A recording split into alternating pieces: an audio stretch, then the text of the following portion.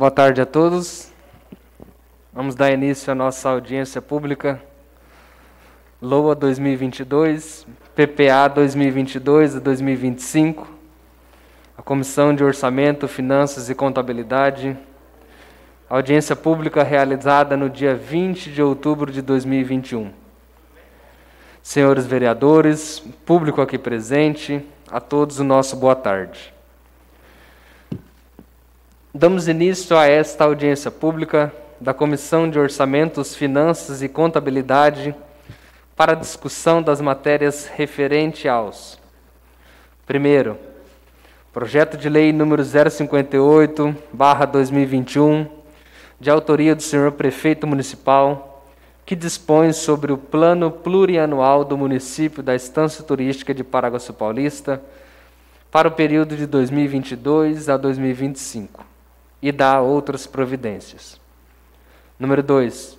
Projeto de lei número 059/2021, de autoria do senhor prefeito municipal, que estima a receita e fixa a despesa do município da Estância Turística de Paraguaçu Paulista para o exercício financeiro de 2022. Gostaria de, na oportunidade, agradecer a presença do vereador Fábio Santos, vice-presidente da COFC, e do vereador Marcelo Gregório, membro desta comissão.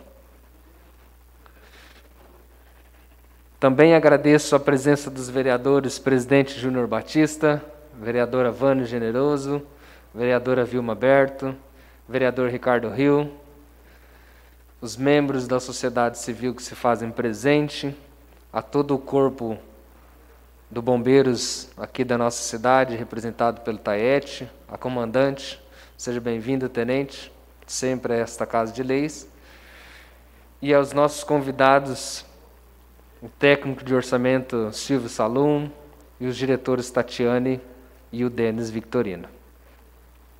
Então, neste momento, eu convido para compor esta mesa a diretora do Departamento Municipal de Planejamento, Tatiane dos Santos Correia, bem como o diretor do Departamento Municipal de Administração e Finanças, Denis Roberto Victorino da Silva, que gentilmente atenderam a solicitação para auxiliarem a esta comissão.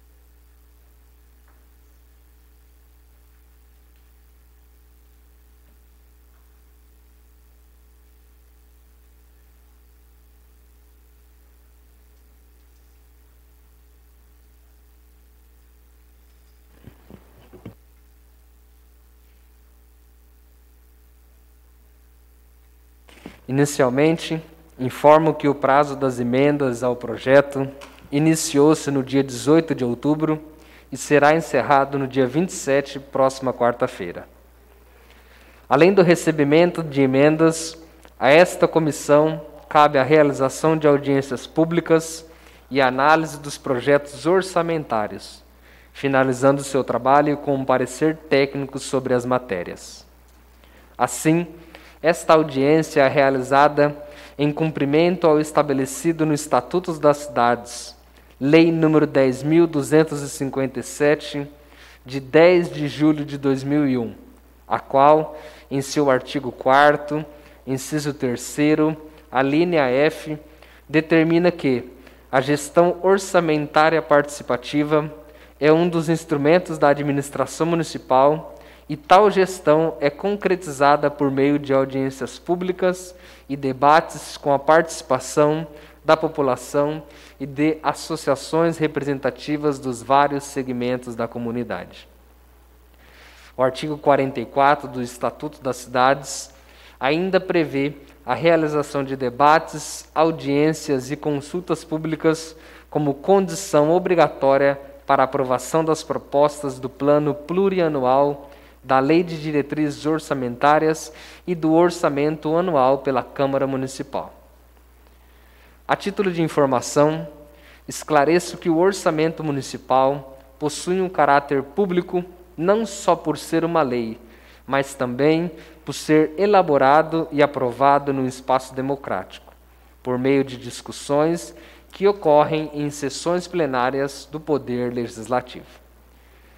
A Constituição de 1988 define 3 instrumentos integrados para a elaboração do orçamento, que visam o planejamento das ações do poder público, que são eles. Primeiro, o Plano Plurianual, famoso PPA. Segundo, a Lei de Diretrizes Orçamentárias, LDO. E terceiro, a Lei Orçamentária Anual, a LOA. O Plano Plurianual estabelece as prioridades da administração para um prazo de 4 anos, abrangendo os 3 últimos anos de uma administração e o primeiro ano da administração seguinte, sendo votado na Câmara Municipal no primeiro ano de cada governo para vigorar a partir dos próximos anos, ou seja, do segundo ano da administração municipal. No caso, o PPA em pauta nesta audiência é para o período de 2022 a 2025. Explicando a todos que neste ano de 2021, a administração municipal está cumprindo o último ano do PPA estabelecida pela então prefeita Almira Ribas Garnos, vigorando para o período de 2018 a 2021. E a Lei Orçamentária Anual, LOA, objeto também desta audiência, consiste no orçamento propriamente dito. A LOA contém os programas, projetos e atividades que contemplam as metas e prioridades estabelecidas na LDO, juntamente com os recursos necessários para o seu cumprimento. Dessa forma, a LOA define as fontes de receita e autoriza as despesas públicas expressas em valores, detalhando-as por órgão de governo e por função. A Constituição Federal e a Lei Orgânica Municipal determinam que o orçamento deve ser votado e aprovado até o final de cada ano para que possa vigorar no ano seguinte. Além das exigências constitucionais, o artigo 5º da Lei de Responsabilidade Fiscal, LRF, traz alguns requisitos que deverão estar contidos no bojo do PPA e da LOA. Assim, o objeto desta audiência é, além do cunho informativo, o de buscar a participação do cidadão com relações aos assuntos que interessam à sociedade e ao município. Por tratar-se de assunto extremamente técnico, no âmbito financeiro orçamentário, esta comissão convidou a diretora do Departamento Municipal de Planejamento, Tatiane dos Santos Correia, bem como o diretor do Departamento Municipal de Administração e Finanças, Denis Roberto Victorino da Silva, para fazer algumas considerações acerca do PPA e da lei orçamentária em pauta, bem como responder às dúvidas que porventura surgirem por parte dos vereadores e dos munícipes. De acordo com a lei orçamentária LOA enviada para esta comissão, a previsão é de que cada vereador disporá de R$ 155.902,94, sendo metade deste valor obrigatoriamente destinado à saúde e a outra metade a outros órgãos à sua escolha. As emendas podem ser feitas de forma conjunta entre 2 ou mais vereadores, para aqueles montantes que excederem o valor da cota. Convido então agora os diretores para que façam o uso da palavra e possam aí desenvolver as nossas atividades referente aos 2 projetos de lei a serem discutidos aqui. Muito obrigado, Denis, muito obrigado, Tatiane, e também registro aqui a presença do nosso vereador, Rodrigo Andrade. Fiquem à vontade.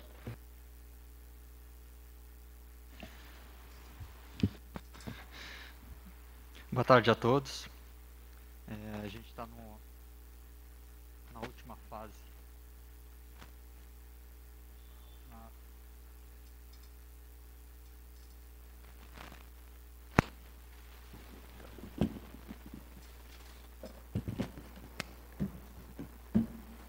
A gente está na última fase da preparação do orçamento, né? Nesse momento, o PPA e a Lei Orçamentária para 2022. Como o Daniel disse, o PPA ele vigora por 4 anos, então ele inicia-se em 2022 e se finaliza em 2025. Enquanto a Lei Orçamentária Anual é para o exercício de 2022 apenas. Sabemos que a nossa Lei de Responsabilidade Fiscal pede a participação popular, então, juntamente com o Departamento de Administração e Finanças, a gente procurou ao máximo da participação popular e, através disso, a gente utilizou a página da Prefeitura, inserindo o link lá para o pessoal, para a população apresentar suas propostas. Infelizmente, a participação ainda continua pouca, né? A gente tem tentado de diversas formas ter essa participação popular para a gente entender e compreender qual é a necessidade, qual é o anseio da população. Mas a gente tentou e recebemos algumas respostas, algumas propostas, mas bem poucas. Além desse link para o pessoal participar, da população participar, a gente fez o convite no Diário Oficial Eletrônico da Prefeitura, e a gente também soltou no site da Prefeitura, convidando toda a população para a audiência pública, que foi realizada na Prefeitura e foi apresentada tanto a proposta do PPA como da Lei Orçamentária.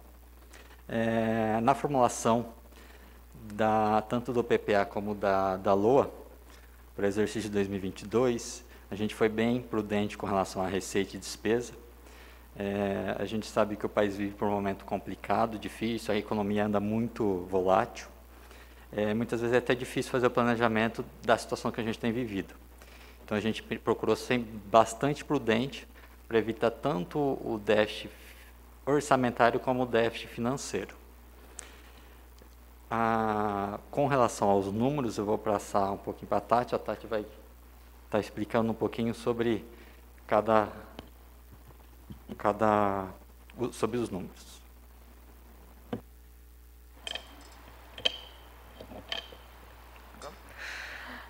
Boa tarde a todos. Queria agradecer o convite, né, mais uma vez aqui para esclarecer as dúvidas, a gente falar aí sobre assuntos tão importantes como o PPA e a LOA. Tá? Então, eu vou falar assim, bem rapidamente sobre os números, primeiramente, da nossa receita, né? A nossa receita, ela foi fixada em 190.777.954 reais, sendo da parte municipal, da Prefeitura Municipal, 168.614.854 reais. E do Instituto de Previdências, 22.163.100 reais. Então, assim, na nossa receita, ela é composta pela Prefeitura e pelo Instituto Municipal. Tá. Agora, vamos passar, então, um pouco para a nossa parte de despesa, tá? Então, assim, a despesa também 190 milhões, sendo que dos 190 milhões, 168.068.656,30 compõe a despesa da Prefeitura. Do Instituto de Previdência, 22.678.100 reais. Da Câmara Municipal, 4.031.197,70 tá? Então, essa é a composição da receita e da despesa, como está fixada na nossa LOA para 2022, né? Então, assim, desse total... Só um instante.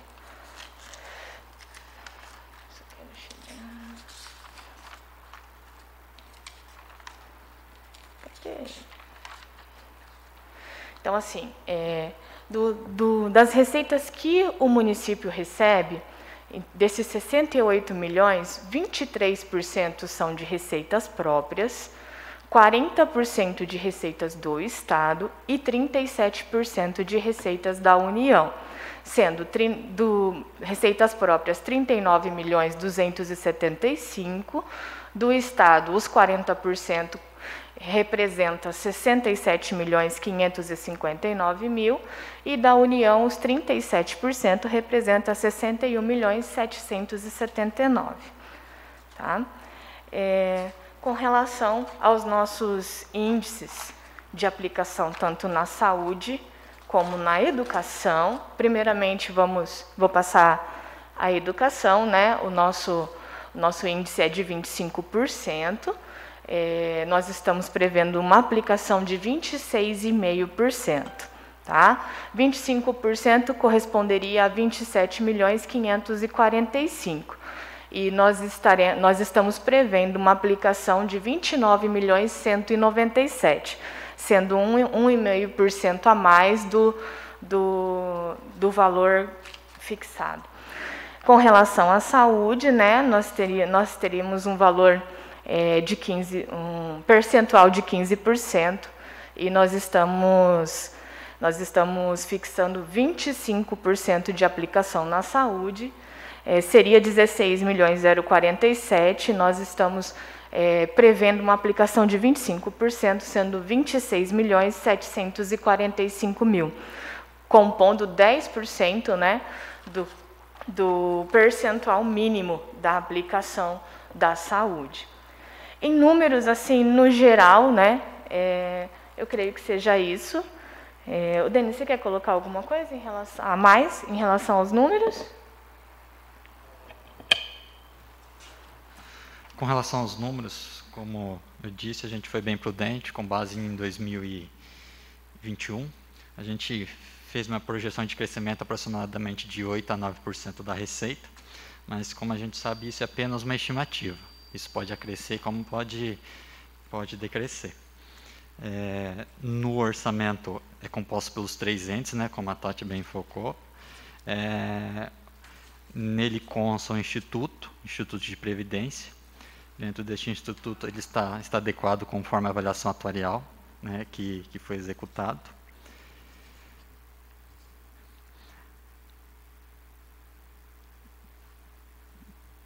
Com relação aos números, eu acho que é isso mesmo, que a gente pode apresentar de uma forma mais superficial, porque a gente sabe que é uma peça bastante técnica. A economia hoje está difícil, né? Então é uma situação bem complicada a gente fazer o orçamento, prevendo para principalmente 1 ano já é difícil, imagine para 4 anos. Mas a gente foi bastante prudente e conforme for executando a gente vai fazendo as adaptações. A gente vai fazendo os créditos especiais, os créditos suplementares. A gente tem procurado bastante a transparência com relação aos créditos especiais, aos créditos suplementares. Bastante projetos estão sendo enviados para a Câmara. Então, esse é o nosso objetivo. Com relação ao índice de suplementação, a gente permaneceu 6%. A gente sabe que a inflação é em torno de 8% a 9%, então ele está bem abaixo da inflação, o índice de suplementação. O remanejamento, a transposição e a transferência, a gente continua utilizando os projetos de lei enviados para a Câmara. Então.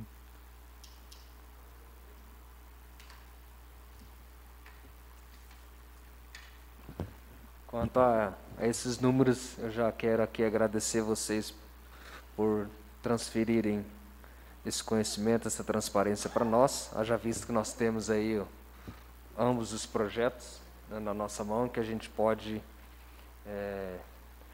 esmiuçar eles de maneira melhor aí, para poder entender também. Só gostaria de lembrar aqui também a todos, inclusive os nossos vereadores, que o prazo para apresentação das emendas finda-se então no dia 27 de outubro, na próxima quarta-feira. Efetuadas as considerações pertinentes, comunico que a palavra será franqueada aos presentes para o saneamento de dúvidas relativa aos conteúdos dos projetos de lei número 058 e 059 de 2021. Então, a partir de agora, se alguém que está presente aqui tiver alguma pergunta, só levantar a mão e fique à vontade aí para fazer os questionamentos, tanto a sociedade civil quanto também os nossos vereadores.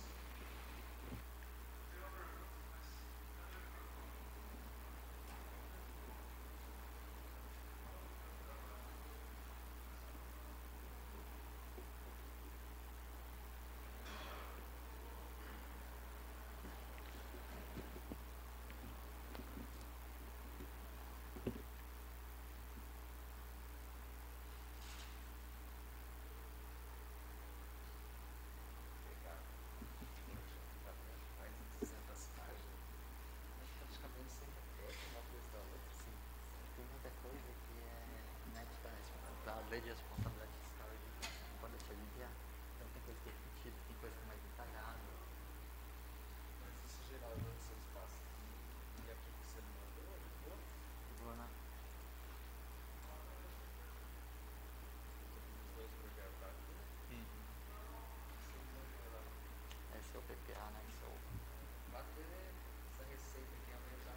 Opa, tá muito... Eu tava vendo aqui dos superávites estimados de 11 bilhões de reais. É isso aí?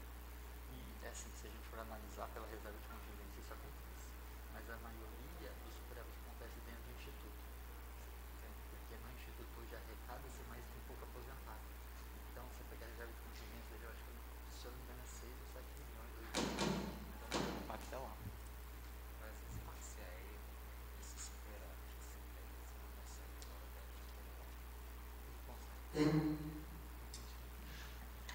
Então, vou passar a palavra aí para o nosso presidente da Câmara, Júnior Batista, que tem um questionamento a fazer. Boa tarde a todos. Primeiramente, gostaria de agradecer a presença do Denis, da Tatiana, sempre estão aqui quando são chamados. Eles já fui presidente dessa comissão para o orçamento, o Denis sempre vem aqui com a gente. Então, muito obrigado mais uma vez ao presidente da comissão, vereador Daniel, parabéns pela condução dos trabalhos. Quanto ao orçamento, nós vereadores somos muito questionados sobre o termo de ajustamento de conduta dos servidores públicos feito no Ministério Público, uma ação, salvo engano, de 2014, 2013. Houve um agravo de instrumento, esse agravo de instrumento ele foi ouvido a termo para cumprir. Sabemos que existe a lei 173 do governo federal, que proibiu a criação, a gratificação dos servidores no período pandêmico. Contudo, esse orçamento previsto, esses dias eu vi uma publicação de uma pessoa, ela falou que o município já está no limite prudencial de gastos dos servidores. Acho que vocês chegaram a ver isso, né? Procede da informação, vocês já estão seguros do cumprimento desse TAC sem comprometimento do orçamento? Como que vocês estão trabalhando isso ali na prefeitura? Obrigado.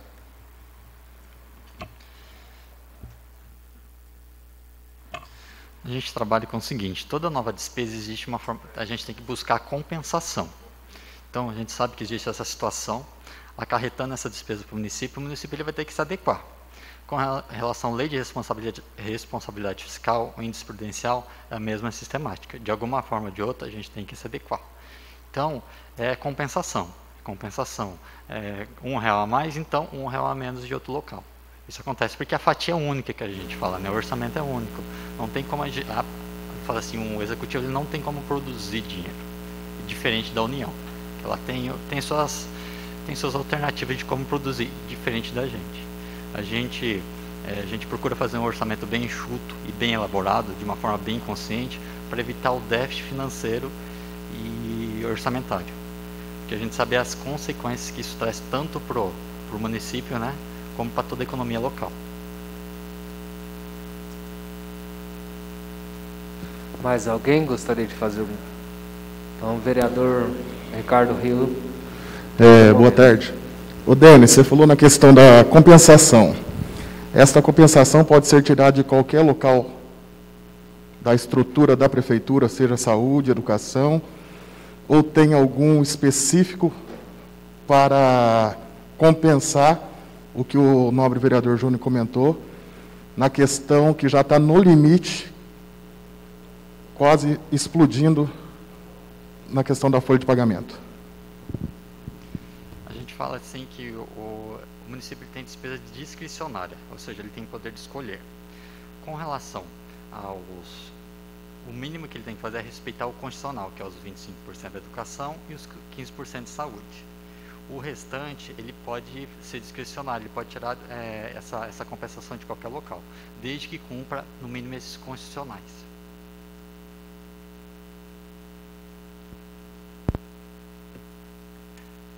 Mais alguém? Vereadora Vilma Berto. Boa tarde a todos. Denis, dando sequência à fala do Júnior Batista, em relação ao TAC, existe um acordo também que foi feito em gestão anterior para pagar algumas diferenças para servidores. Parece que ela vencia em março e isso foi prorrogado agora até mais para o final do ano.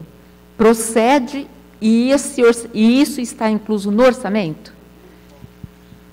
O orçamento a gente trabalha com adequação, né? Eu falo assim, existem algumas despesas que a gente tenta prever, mas existem algumas despesas que ela acontece de uma forma não automática, mas que a gente não tem conhecimento, que é uma sentença judicial, algo do tipo, algo julgado.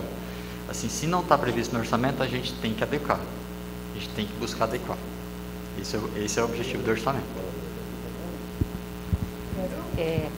Em relação ao reajuste do servidor público para o próximo ano, isso está previsto? Isso, está previsto, está previsto.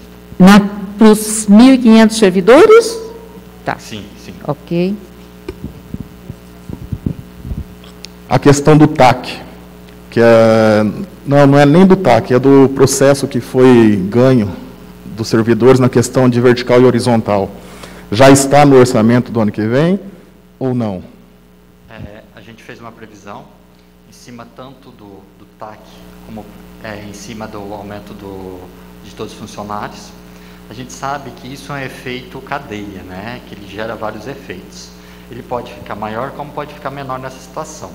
Se ficar maior do que previsto, a gente vai ter que adequar. Mas então já está no orçamento, tanto a questão do vertical e horizontal, que muitos servidores nos questionam, então já está no orçamento para que seja pago. A gente deixa sempre uma margem de segurança com relação a isso. No início do ano, foi fechada uma questão do projeto das rações. O meio ambiente, que é a pasta, ela não tinha um valor para isso. Isso se prevê um aumento nesse novo projeto que entrou? No orçamento, tem duas atividades, acho que até uma nova, que é referente a controle populacional e atenção animal. Dentro desses dois programas, a gente tentou aumentar a dotação para poder atender essa demanda.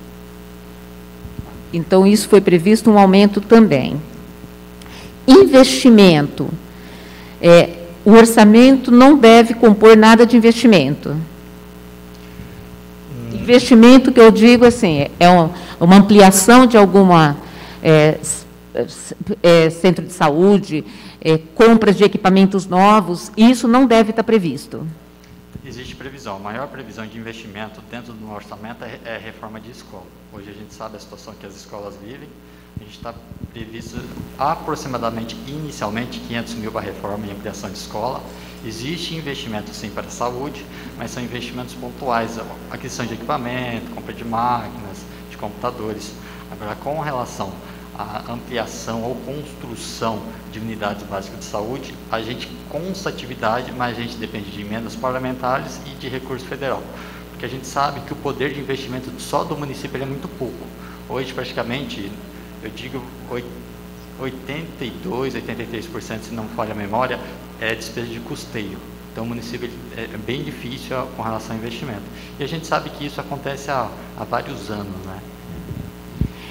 Em relação aos impostos, que esses atrasados que os munícipes não pagam, mesmo questão de empresas ou questão de pessoas jurídicas, existe alguma ação prevista para esse recolhimento que está perdido ou que está, que não tem assim como recolher, atrasos? A gente faz o orçamento com base na previsão de arrecadação, sempre em comparação dos exercícios passados. A gente nunca lança uma previsão, eu espero arrecadar tanto pensando na anistia ou na remissão de impostos. A gente fez a base de arrecadação e o que vier a mais a gente vai suplementar por superávit. Não existe essa previsão de recebimento de anistia, mas nada impede de a gente fazer, porque a gente sabe que a anistia é uma lei apartada, ela não está dentro do orçamento, né? A gente trabalha com o orçamento da receita e despesa. Um questionamento que a vereadora Vilma fez quanto ao investimento, isso é muito importante, porque muitas vezes a gente fica um tanto amarrado, né? Onde é que você vai investir?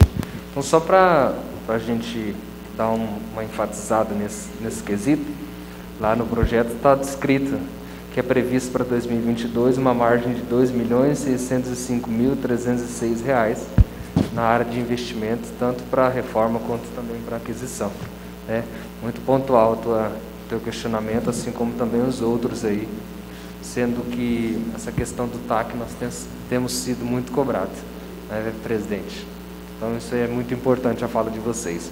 Também quero registrar aqui a presença do nosso vereador Paulo Japonês. Obrigado pela presença. Mais alguém?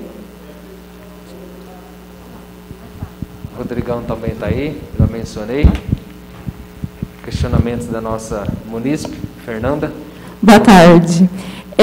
Eu fiquei com uma dúvida, porque existiam alguns programas do governo para a educação, como o PDDE, que é o dinheiro direto na escola, o PENAI, que é para alimentação, tem o de transporte, né, o PENAT. Então, assim, e você falou sobre as reformas das escolas, e já tem uma porcentagem, se não me engano, 25%, né, direto para as escolas, e mesmo assim vocês vão investir na reforma de escolas.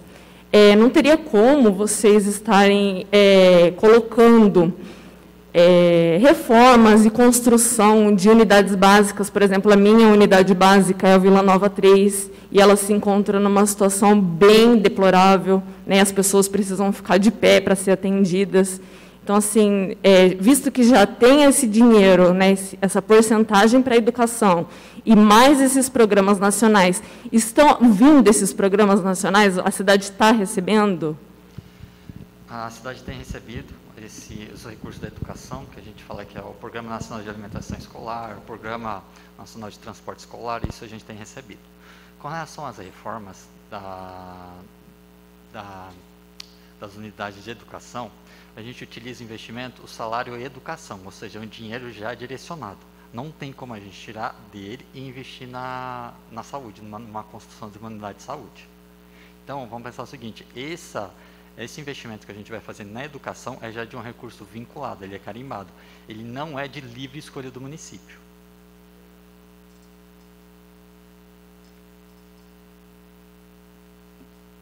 Ok? Vereador Fábio? Boa tarde. Complementando o questionamento da vereadora Vilma, eu gostaria de saber, por exemplo, referente a tributos não pagos, qual a avaliação, Denis, que você faz referente ao ano de 2020 a 2021? A porcentagem está acima da média ou abaixo da média referente às pessoas que quitaram os seus débitos junto à prefeitura?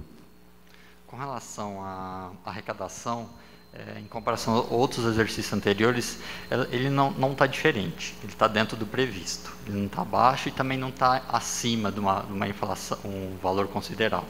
Ele está bem dentro do previsto e dentro da estimativa. Complementando essa informação, eu acredito que muitos dos vereadores também têm sido questionados, uma pergunta que a vereadora Vilma fez, referente à anistia dos juros. Inclusive, já foi requerido, né, por vereadores no plenário aqui, para que exista essa anistia. Existe realmente a possibilidade para este final de ano ainda isso acontecer ou não? A gente está estudando com relação para soltar um plano que atenda e seja possível a sua execução, né? A gente sabe que a anistia, quando a gente solta, a gente só pode parcelar tributos já vencidos escrito em dívida ativa. Se lançar esse ano, a gente não consegue parcelar 2021. A gente sabe a economia, o que aconteceu em 2021, que agora que a economia está começando a rodar, agora que a economia está começando a gerar efeito. Acho que a partir de março ou fevereiro de 2022, a gente vai ter economia aquecida, uma economia legal. Aí é o momento de soltar essa anistia, essa remissão. Por enquanto, esses são os planos. Uma outra informação, uma outra pergunta, eu não sei se cabe, mas é de interesse, né, de toda a população de Paraguaçu. Sabemos aí da necessidade de uma ampliação ou que façamos um novo cemitério aqui em Paraguaçu. Já existe dinheiro orçado para isso, para 2022? E qual seria esse valor, Denis? A gente tem a previsão de atividade para a reforma e ampliação do cemitério. Se eu não me engano, são aproximadamente R$100 mil, mas esse valor pode ser aumentado, porque a gente pensa num superávit financeiro com relação para esse exercício. Então, a tendência é aumentar, e a gente tem estudado o valor da obra, porque a gente sabe que a questão de material está sendo muito complicado orçar, principalmente na área de construção civil. Então, a gente deixou a atividade, a gente deixou um valor mínimo, e isso pode ser aumentado conforme o projeto que a gente está estudando para reformar e ampliar o novo cemitério. E a gente está estudando o local também, não está definido ainda. Tá, o local, então, essa nova ampliação não seria o nosso cemitério aqui, possivelmente o de Conceição.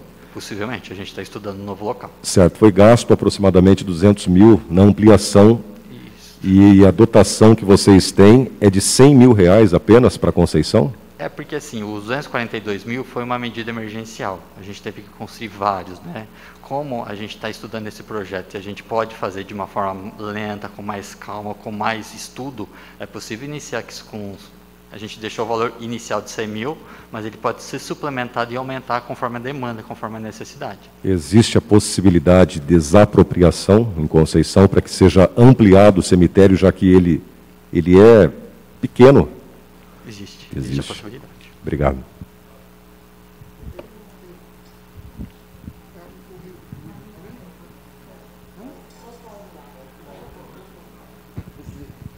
Esse valor, ô Denis, que você falou que sim, pode ser suplementado na questão que vocês deixaram R$100 mil.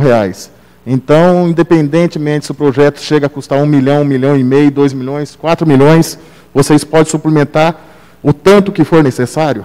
Não, existe um limite. Certo. E qual seria esse limite? O limite são dois. A gente trabalha com 6% em cima do orçamento total, e dá em torno de 10 milhões, só que isso é para todo o orçamento. E o limite é o superávit financeiro, né, e o orçamentário que está presente no município. Porque não adianta eu suplementar um orçamento se eu não tiver recurso para pagar. Por isso que tem que ser bem planejado. Porque eu penso assim, meio que incoerência na questão do valor de R$100 mil destinado, sendo que uma obra, penso eu que não foi tão grande, aqui no cemitério aqui de Paraguaçu foi gasto R$230 mil aproximadamente, se eu não me falha a memória. Então, é isso que eu fico pensando. Esse é um valor inicial, né? Esse é o pontapé que a gente fala. A gente tem feito um estudo, possivelmente vai gerar um superávit financeiro orçamentário. Através do superávit financeiro, a gente pode suplementar a dotação. Porque a gente tem que pensar o seguinte, que o orçamento é receita versus despesa. Não adianta eu colocar R$500 mil no cemitério e se eu não tiver despesa para isso, se eu não tiver receita para isso arcar. Então a gente põe o valor mínimo e conforme analisa e é feita essa execução, ele pode ser aumentado. Então esse é o primeiro pontapé. Não adianta eu colocar 500 mil se eu não tiver um estudo baseado naquilo que eu posso enxugar para poder investir lá. Como eu disse anteriormente, hoje o poder do município em investimento é muito pouco. É muito pouco. Então esses são os efeitos pelo fato de ser 100 mil apenas. A gente sabe que o valor comparado com a obra é pouco, mas isso é um estudo que aos poucos a gente faz para futuramente suplementar. Até porque você precisa discriminar, né, na questão orçamentária o que pode ser feito. Então aí parte-se disso. Não significa que é menos ou que é mais, mas aí, levando em consideração o que você disse, você pode fazer essa suplementação ou não. Denis, eu não sei se você consegue números agora. Quando a gente coloca aqui, receitas tributárias, 30 milhões e 800, receita tributária. Isso é o que você, não é o que está, o que tem anistia, isso é o real que se recebe. É o projetado. Isso. É o projetado. É o projetado. Você tem ideia, se a gente perde 30% disso, 50% disso, qual é a nossa anistia nos tributos? Não sei se você teria esse número agora. Eu não entendi a sua... Olha, desculpa. 30 milhões é o valor dos tributos que entram no município, ponto final. O que nós temos de anistia, que não pagam, que estão lá perdidos, é um valor equivalente a isso? É menos? É mais? É mais. Se a gente for analisar hoje, a dívida ativa do município, ela gira em torno de 85 a 90 milhões.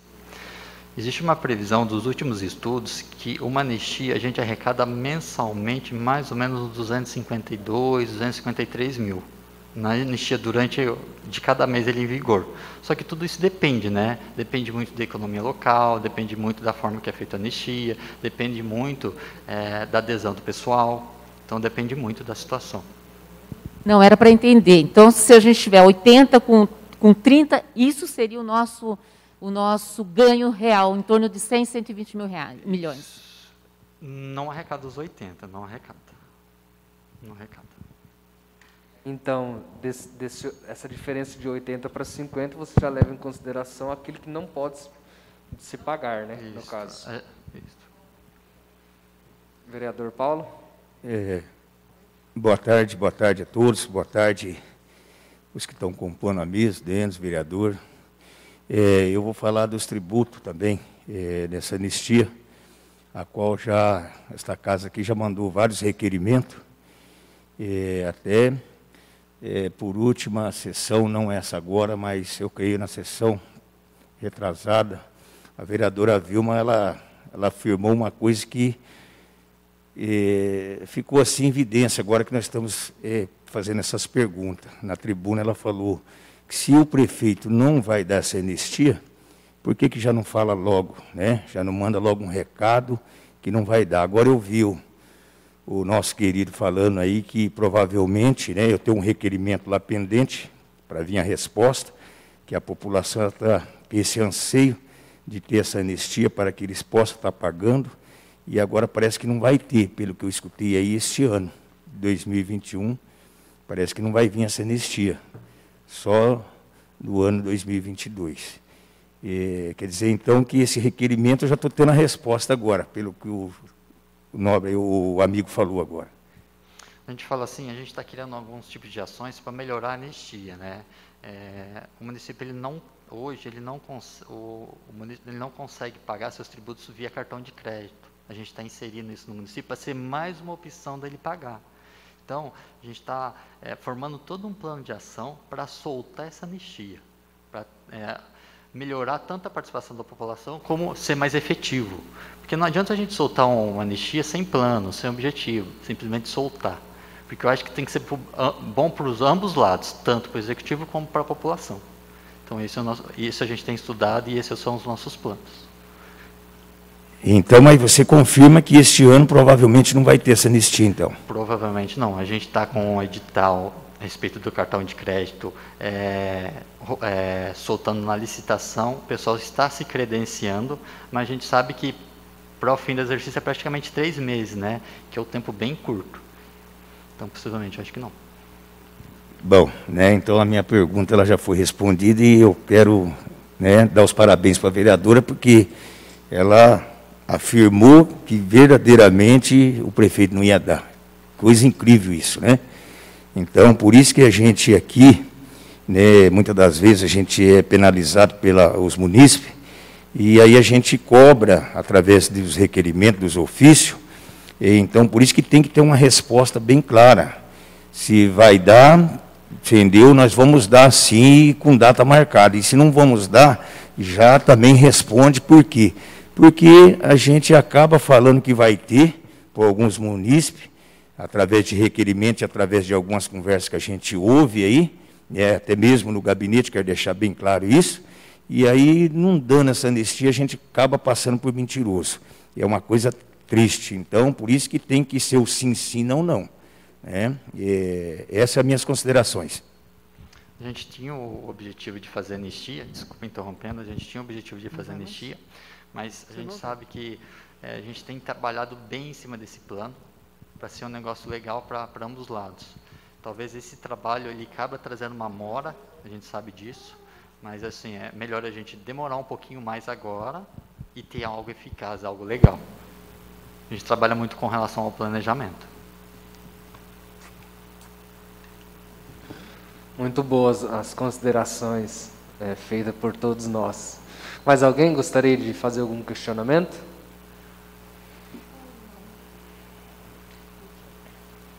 Denis, Tati, gostaria de falar mais alguma coisa?